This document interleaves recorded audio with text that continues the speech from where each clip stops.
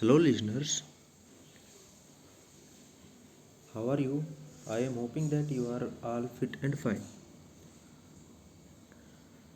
We are doing our chapter 7 Ashoka, the Emperor who gave up war, in class 6th history book. Our past part 1. हम अपना chapter कर रहे हैं भाई chapter number 7 Ashoka एक ऐसा सम्राट जिसने युद्ध को त्याग दिया था। कक्षा 6 के लिए इतिहास की जो किताब है हमारे अतीत भाग 1 से। तो पिछले सेशन में हमने किया था अशोक के बारे में, हमने पता किया था अशोक कौन था भाई। कहानी शुरू होती है रोशन की जो स्कूल की ट्रिप थी उससे। उसके बाद हमने देखा था भाई जो सारनाथ का जो हमारा राज चिन्ह है वो लिया गया है। कहाँ से लिया गया है? अशोक के सारनाथ के स्तंभ से लिया गया है। और उनकी जो कार्यकाल था जो 2300 साल पहले था आज से, जो कि चंद्रगुप्त मौर्य थे। और उसके बाद मौर्य राजवंश से वो आते थे। उसके बाद थे वही डेंसिटी और जो किंगडम थे उनमें डिफरेंस क्या क्या थे, और अलग अलग जो सिटीज़ थे उस समय इम्पोर्टेंट जो सिटीज़ थे मौर्य साम्राज्य के वो कौन से थे। जैसे पाटलिपुत्र उसकी राजधानी थी, उज्जैन और तक्षशिला भी उन क्षेत्रों की राजधानियाँ थी। और अलग अलग और भी सिटीज़ थे, शहर थे उस समय। आफ्टर इट भाई किस तरह से वो लोग शासन किया करते थे, मौर्य साम्राज्य में किस तरह से शासन होता था। उसके बाद भाई हमने देखा था emperor and the capital city, राजा और राजधानी में किस तरह से कार्यकाल होता था भाई। इसमें हमने देखा भाई कुछ लोग ऐसे होते थे, कुछ सेवक ऐसे विश्वास पात्र होते थे जो राजा के का जो खाना होता था उसको पहले चखते थे। उसका कारण क्या था वो भी हमने पता किया। और today we will discuss more about this chapter, the remaining portion of this chapter. आज हम इस पार्ट का जो बचा हुआ हिस्सा है वो करेंगे। अशोका एक यूनिक रूलर। अशोक एक अनोखा सम्राट भाई। The most famous Mauryan ruler was Ashoka. जो मौर्य साम्राज्य में जो सबसे प्रसिद्ध शासक हुआ था वो था Ashok. He was the first ruler who tried to take his message to the people through inscriptions। और वो जो पहला शासक था जिसने अपने मैसेज अपने संदेश लोगों तक पहुंचाने के लिए इंस्क्रिप्शंस का सहारा लिया था, अभिलेखों का सहारा लिया था। वो पहला शासक था। Most of the Ashoka's inscriptions were in Prakrit and were written in Brahmi script। Ashok सम्राट के जो अधिकतर अभिलेख थे वो प्राकृत भाषा में लिखे गए थे। प्राकृत उनकी भाषा थी और वो उनको लिखने की जो लिपि थी वो थी ब्राह्मी। जैसे हम आज देखते हैं भाई जो हमारी हिंदी की है वो देवनागरी लिपि है और भाषा है हिंदी, तो वैसे ही ब्राह्मी स्क्रिप्ट थी, लिपि थी प्राकृत भाषा को लिखने की। अशोकाज वार इन कलिंग। अशोक का कलिंग के लिए युद्ध। भाई कलिंग एक राज क्षेत्र हुआ है, एक राज्य था पहले जो अब है, जिसे हम जानते हैं किस नाम से जानते हैं वो देखते हैं अभी। Kalinga is the ancient name of coastal Orissa. जो भी तटवर्ती उड़ीसा है, जो भारत का जो उड़ीसा राज्य है जो कि तटीय राज्य है उसका पुराना नाम था। पेज नंबर 68 और मैप नंबर 5 अभी हम चेक करेंगे ये कौन सा है। चलिए एक बार देख लेते हैं। Let's see where is Orissa. Orissa now here it is Kalinga. This is Kalinga. Coastal, coastal मतलब तटीय इलाका। तो ये भाई उस समय कलिंग जो राज्य हुआ था, वहाँ पर उन्होंने युद्ध किया था सम्राट अशोक ने। तो क्या कुछ हुआ था, चलिए देखते हैं आगे। Kalinga is the ancient name of coastal Orissa. Ashoka fought a war to conquer Kalinga. Ashok ने एक लड़ाई लड़ी थी भाई उनसे, टू कंकर कलिंग, कलिंग को जीतने के लिए। However, he was so horrified when he saw the violence and bloodshed that he decided not to fight any more wars. लेकिन जब युद्ध हुआ और युद्ध के बाद की जो उसकी कंडीशन देखी उन्होंने, अशोक ने भाई क्या देखा उन्होंने, इतना वायलेंस हुआ, हिंसा हुई बहुत बड़ी मात्रा में, मतलब लोगों को मारा कूटा गया उनको, और ब्लड शेड मतलब खून खराबा हुआ, इतने लोग मारे गए थे, इससे इतना ज़्यादा खून बहा था कि भी उसको देख के जो अशोक थे वो हॉरिफाइड हो गए थे, बहुत डर गए थे उसको देख के। And decided not to fight any more war. और उसके बाद उन्होंने निर्णय लिया, डिसीजन लिया कि वो और कोई भी युद्ध नहीं लड़ेंगे, मतलब युद्ध को छोड़ देंगे। He is the only king in the history of the world who gave up conquest after winning a war. इतिहास दुनिया के इतिहास में वो अकेले ऐसे राजा हुए हैं जिन्होंने युद्ध जीतने के बाद युद्ध छोड़ दिया था। भाई हारने के बाद तो छोड़ देते हैं, लेकिन ये पहले ऐसे राजा हुए थे जिन्होंने युद्ध जीतने के बाद कोई भी युद्ध करने की इच्छा नहीं की थी, युद्ध करना छोड़ दिया था। Ashoka's inscription describing the Kalinga वार। अब कलिंग का जो युद्ध हुआ था उसमें अशोक ने क्या क्या हमें जानकारियाँ मिलती हैं उनके जो अभिलेखों से। This is what Ashoka declared in one of his inscription. भाई जो उन्होंने अलग अलग अभिलेख जो भी चित्रित करवाए हैं, खुदवाए हैं, गढ़वाए हैं, तो उनमें से एक अभिलेख में ये बात कही गई है, 8 years आफ्टर बिकमिंग किंग आई कंकर्ड कलिंगा। 8 साल बाद, राजा बनने के 8 साल बाद मैंने कलिंग को जीता था भाई, कलिंग पर विजय प्राप्त की थी 8 साल के बाद। About a lakh and a half people were captured. 1 lakh और आधा मतलब 1.5 लाख लोग कैप्चर्ड बंदी बना लिए गए थे। And more than A lakh of people were killed, और 1 लाख से ज़्यादा लोग मारे गए थे। दिस फील्ड मी विद सोरो, और इसने मुझे बहुत दुख हुआ भाई इससे। भाई इतने लोग मारे गए थे, इतने पकड़े गए थे, तो उससे बहुत दुख हुआ। वाई, क्यों, और वो बता रहा है अपने मन की बात। When ever an independent land is conquered, जब भी एक स्वतंत्र देश कोई भी होता है, ज़मीन होती है, उसको जीता जाता है, जीत लिया जाता है। लैक्स ऑफ पीपल डाई, लाखों लोग मरते हैं। And many are taken prisoner, और बहुत सारे क्या किए जाते हैं, उनको बंदी बना लिया जाता है। Brahmins and monks also die, जिनमें ब्राह्मण और जो भिक्षुक होते हैं वो भी मारे जाते हैं। People who are kind to their relatives and friends, जो लोग अपने संबंधियों और दोस्तों के साथ दयालु होते हैं, उनकी मतलब उनका संबंध अच्छा होता है। To their slaves and servants, उनके गुलामों के साथ भी, उनके नौकर जो होते हैं उनके साथ भी उनका व्यवहार अच्छा होता है। और लॉज देयर लव्ड वंस, वो भी लॉस देयर लव्ड वंस, वो भी अपने प्यारों को खो देते हैं, जो उनको प्रिय होते हैं उनको खो देते हैं।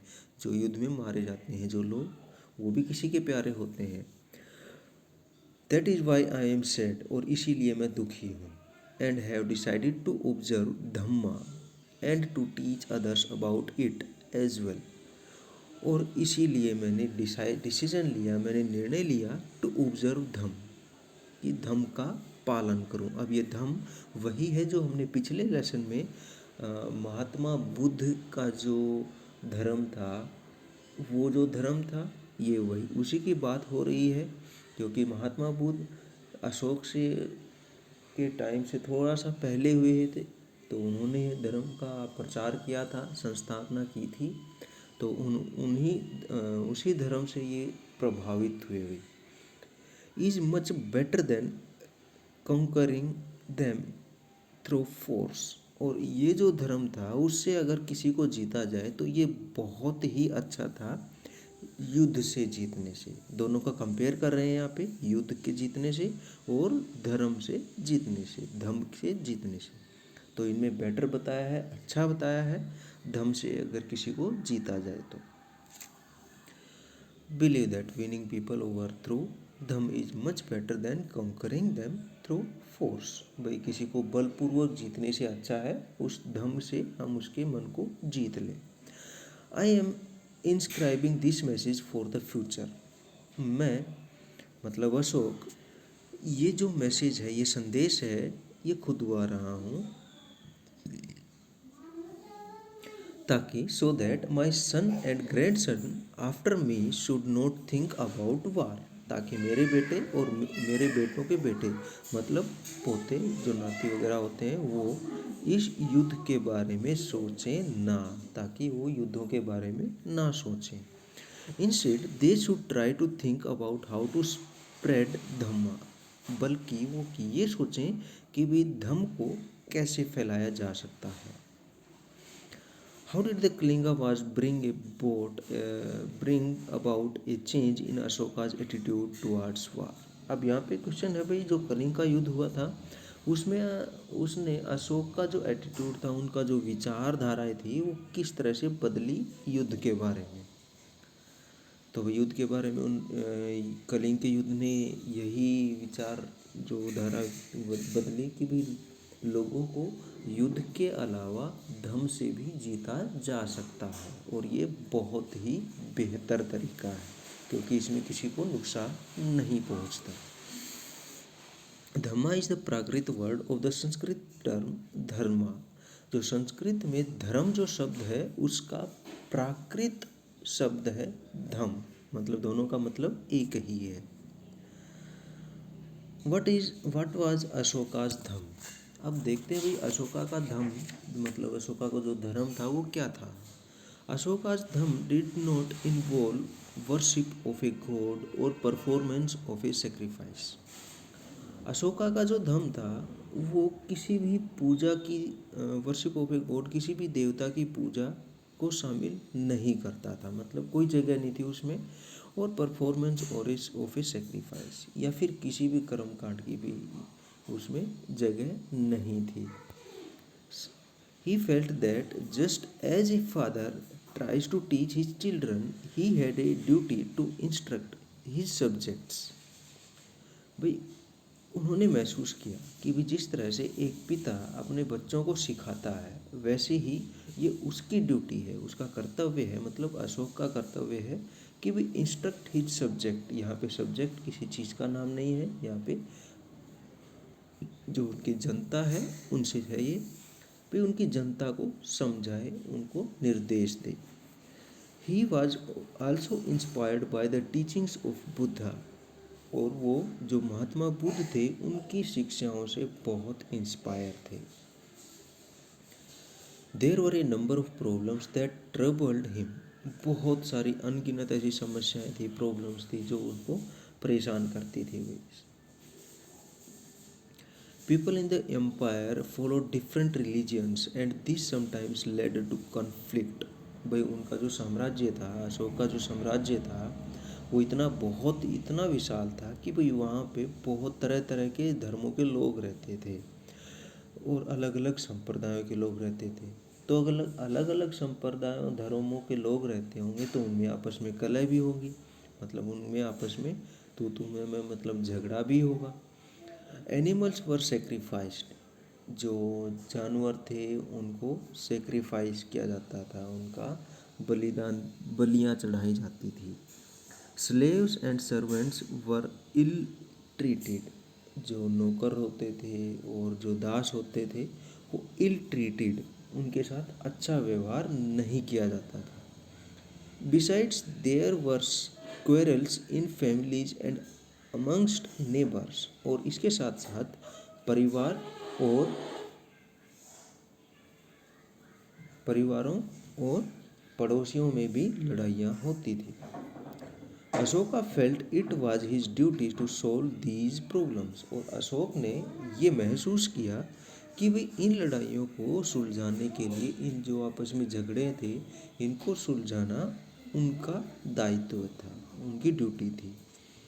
सो ही अपॉइंटेड ऑफिशियल्स, तो इसीलिए उन्होंने भाई अधिकारी नियुक्त किए अलग अलग, known as the Dhamma Mahamat, who went from place to place teaching people about धम्म, जिनका काम था जगह जगह जाकर लोगों को सिखाना, लोगों को धम्म के बारे में बताना। और इन लोगों को क्या कहा गया? धम्म महामत। ये जो अभी अधिकारी जो उन्होंने नियुक्त किए थे उनको कहा गया धम्म Mahamad. Besides Ashoka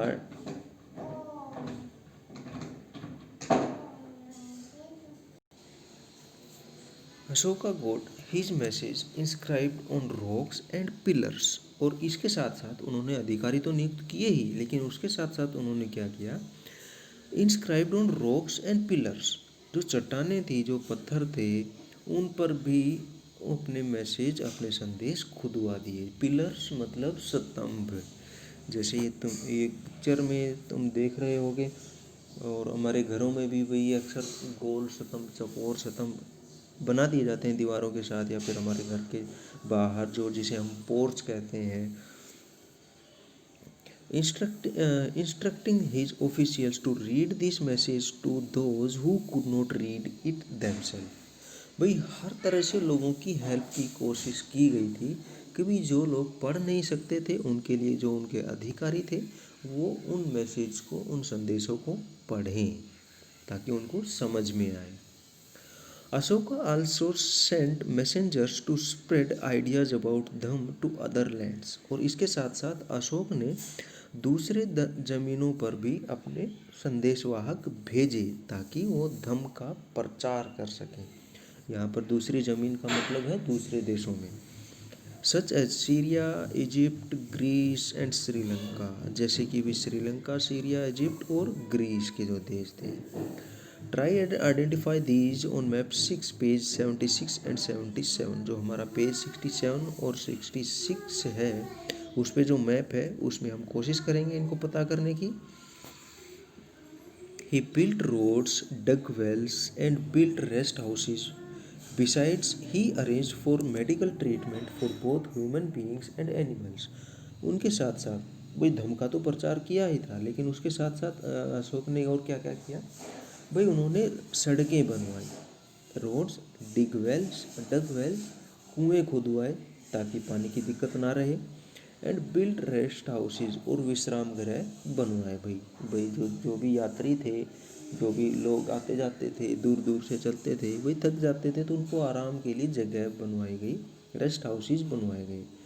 besides he arranged more medical treatments for both human beings and animals, और इनके साथ साथ अशोक ने मेडिकल ट्रीटमेंट मतलब जो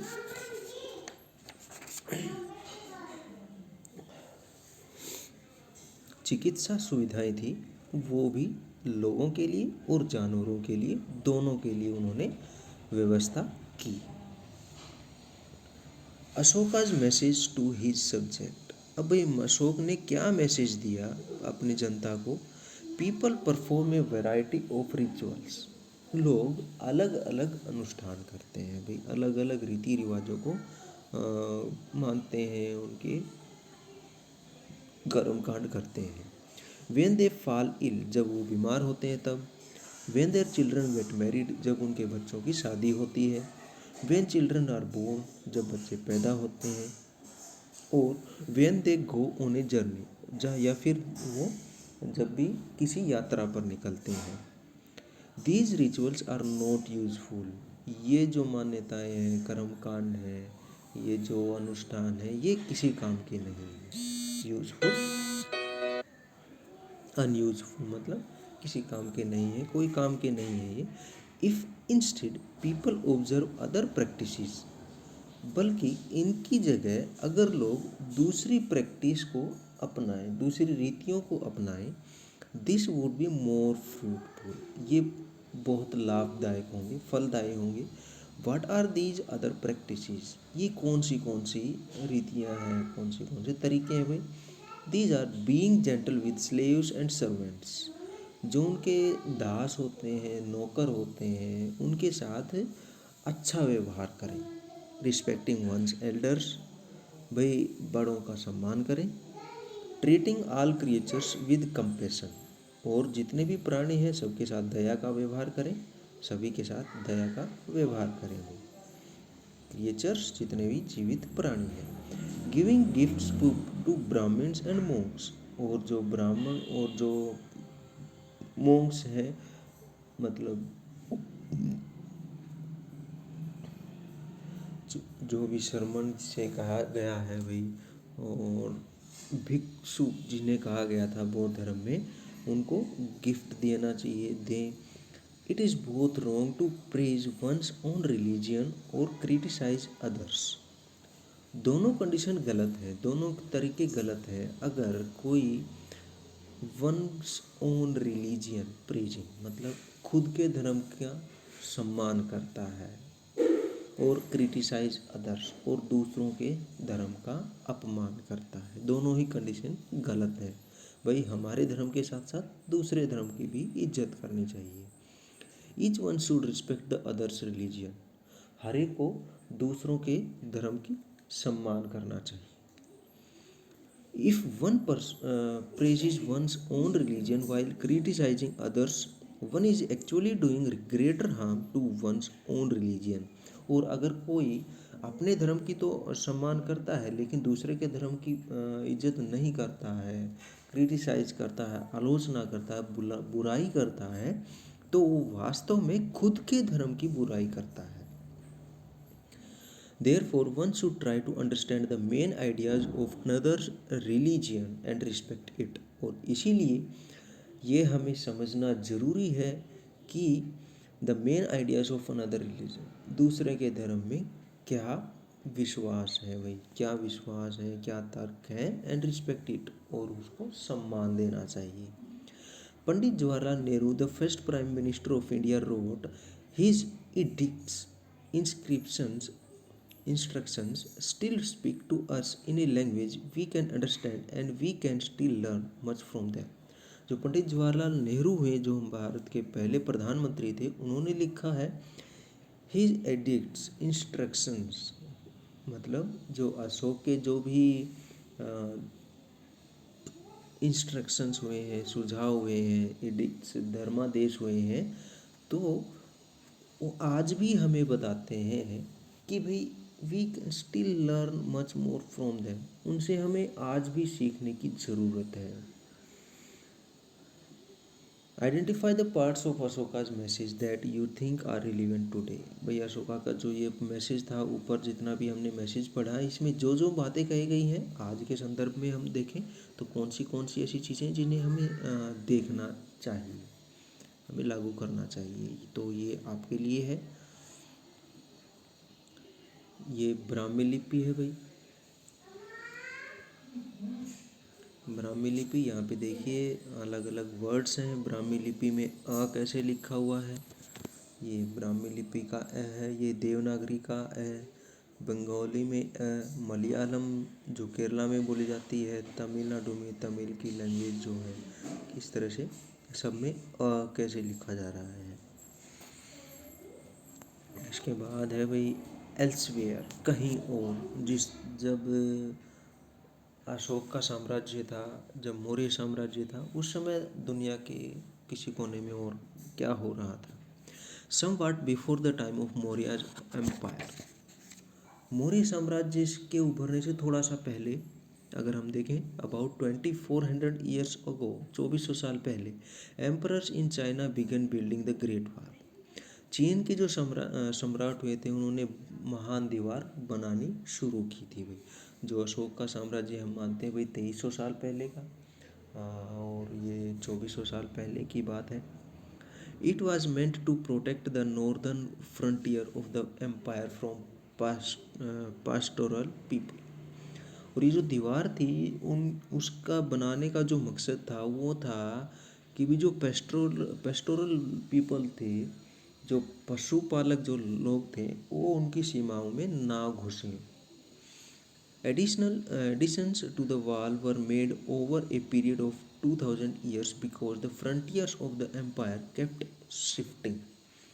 2000 सालों तक के पीरियड में इस दीवार को बनाया गया भाई, अलग अलग टुकड़ों में। उसका कारण क्या था? Frontiers of the empire kept shifting. ये जो साम्राज्य था, चीन का जो साम्राज्य था, वो उसकी जो सीमाएं थी, फ्रंटियर्स थे, सीमाएं थी, वो बदलती रहती थी।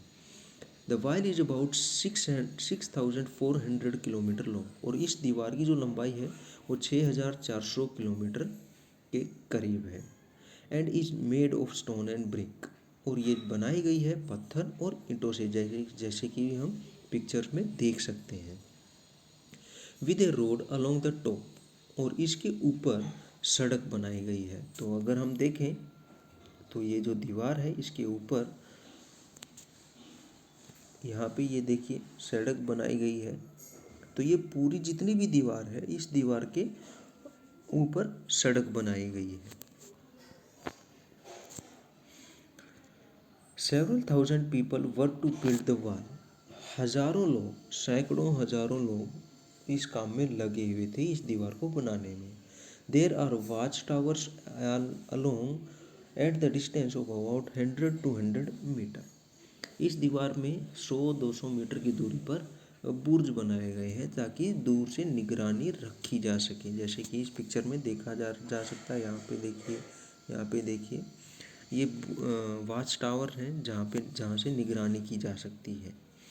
इन what ways do you think Ashoka's attitude toward neighbouring peoples was different from what that of the Chinese emperor? भाई कौन से अशोक के जो रवैया था, जो एटीट्यूड था, जो विचार था, वो किस तरह से उसके जो पड़ोसी लोग थे उनसे अलग था, जो उसके चीन के राजा थे। वे चीन के राजा सोचते थे भाई हमारे इलाके में ना घुसें, लेकिन जो अशोक थे वो चाहते थे कि भी हर तरफ शांति बनी रहे। तो ये था हमारा चैप्टर, ये इसके क्वेश्चन आंसर हैं, ये आप लोगों को भेज दिए जाएंगे। तो अगर मैं उम्मीद करता हूँ कि ये चैप्टर आप लोगों को समझ में आ गया होगा। चलिए एक बार वो जो मैप है उसमें देख लेते हैं, ग्रीस, श्रीलंका और ये जो एक दो नाम आए हैं इसमें।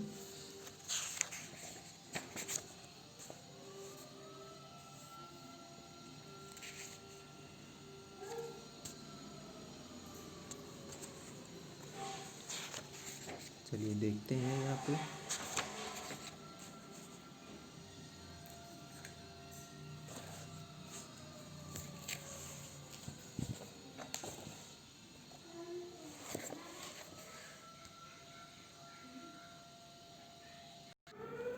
तो वही यहाँ देखिए ये इंडिया का मैप है। यहाँ पे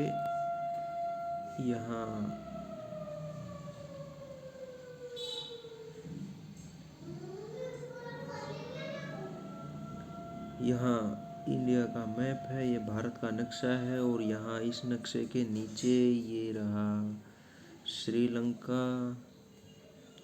और इसमें अगर हम देखें ऊपर तो यहाँ है इजिप्ट, यहाँ इजिप्ट। और ये है ग्रीक ट्रेड एंड रशिया, यहाँ ग्रीस है। और अगर हम बात करें सीरिया की तो सीरिया है यहाँ पे। तो अब देखते हैं मैप में एक बार। चलिए ठीक है भाई। तो अभी हम देखते हैं भाई भारत से कितना दूर है ये कंट्रीज। और यहाँ भी महात्मा जो अशोक थे उन्होंने अपने संदेशवाहक भेजे ताकि बौद्ध धर्म का वो अनुसरण कर सकें, उनकी शिक्षाएं पहुंचा सकें। तो इसी के साथ हमारा चैप्टर ख़त्म होता है। उम्मीद करता हूँ कि आप लोगों को ये चैप्टर समझ में आ चुका होगा अब तक। अगर नहीं आए तो हम फिर से डिस्कशन करेंगे।